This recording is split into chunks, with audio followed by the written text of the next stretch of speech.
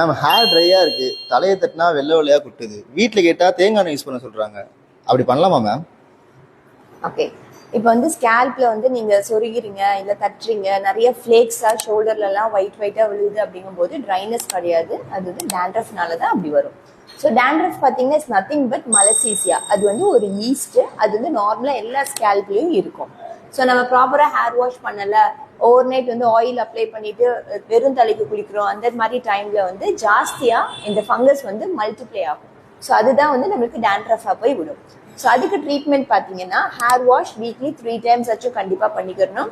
And ஷாம்பூஸில் பார்த்தீங்கன்னா Hyder ketoconazole அல்லது வந்து ஜிங்க் பைரித்தியான் அந்த மாதிரி இருக்கிற ஷாம்புவை பார்த்து வாஷ் பண்ணீங்கன்னா சீக்கிரமாகவே உங்களுக்கு டேண்ட்ரஃப் கிளியர் ஆகிடும்.